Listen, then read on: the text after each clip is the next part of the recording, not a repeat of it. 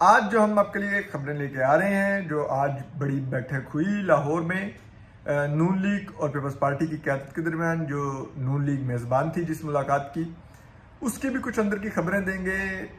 क्या इस मुलाकात से बरामद हुआ है वो भी आपको बताएंगे। तो ये कुछ हम आपको दिलचस्प खबरें हैं अपोजिशन की हालत ज़ार पर, तो इस पर हम आपको बताएंगे और ये हालत ज़ार क्यों है इस पर भी आपको बताएंगे। तो देखिए, बात यह है कि मियाँ शहबाज शरीफ जो अपोजिशन लीडर है कौमी असम्बली में और नून लीग के सदर भी हैं, उन्होंने पीपल्स पार्टी की क़यादत बिलावल भुट्टो जरदारी जो चेयरमैन हैं पीपल्स पार्टी के, और साबिक सदर आसिफ अली जरदारी को इनवाइट किया था घर पे लंच पर, और उसमें मरीम नवाज साहिबा और हमजा शहबाज साहब और ख्वाजा साद रफीक साहब और मरीम औरंगजेब साहिबा ने भी शिरकत की। जबकि पीपल्स पार्टी की तरफ से क़यादत के साथ हसन मुर्तज़ा साहब जो पंजाब असम्बली में पार्लिमानी लीडर हैं पीपल्स पार्टी के, वो और इसके अलावा रुखसाना बंगी साहिबा if I am not wrong वो भी थी। तो ये मुलाकात हुई, जो खाना वगैरह खाया दोनों हज़रात ने, मतलब दोनों साइड्स ने, और गपशप की। लेकिन कुछ हमारे ज़राए नहीं बता रहे, वैसे तो दावा किया जा रहा है कि स्पीकर कौमी असम्बली के ख़िलाफ़ असद कैसर साहब के ख़िलाफ़ तहरीक अदम एतमाद लाने पर इत्तफ़ाक़ हुआ है। लेकिन हमारे ज़राए जो हैं वो इसकी तस्दीक नहीं कर रहे कि कोई इत्तफ़ाक़ हुआ है। इत्तफ़ाक़ वो होता है कि जिसमें तय पाए कि इतने दिनों में लाना है, तो ऐसा कुछ नहीं हुआ। हाँ, नंबर गेम ज़रूर डिस्कस हुई है।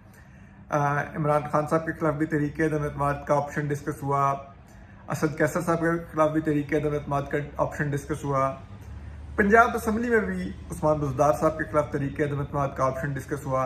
लॉन्ग मार्च की तारीखें डिस्कस हुई। दोनों अतराफ ने पेश किया कि उनके साथ कितने कितने लोग राब्ते में हैं पीटीआई के। नून लीग ने बताया कि उनमें से 20 लोग पीटीआई के उनके साथ राब्ते में हैं, जो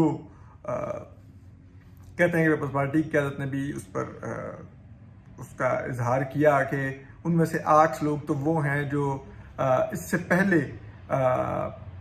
नून लीग को नून लीग के टिकट के लिए वोट कर चुके हैं। साबिक जो वज़ीर आज़म थे यूसुफ रज़ा गिलानी को सेनेट के इलेक्शन में, और उनको जितवा चुके हैं। तो अब ये नंबर तकरीबन 20 के करीब नून कह रही है कि उनके साथ वाज़ेह तौर पर राब्ते में हैं इस वक्त पीटीआई के लोग। लेकिन बात यह है कि अगर ऐसा दावा है और ऐसे ही हक़ाइक़ हैं, तो फिर एक आज इत्तफ़ाक़ किया जा सकता था। अब कहा जा रहा है कि जो लॉन्ग मार्च और धरना है उसके ऊपर भी जो पीपल्स पार्टी की क़यादत है उसने पेशकश की है नून लीग को कि वो हमारे साथ ही आप लॉन्ग मार्च शुरू करें, इकट्ठे ही हम इस्लामाबाद में दाखिल होते हैं। जबकि जो नून लीग की क़यादत है उसने ये कहा है कि बेहतर होगा कि अगर हम लोग अगर जाएं इस्लामाबाद तो फिर कुछ धरने का कुछ तय करें।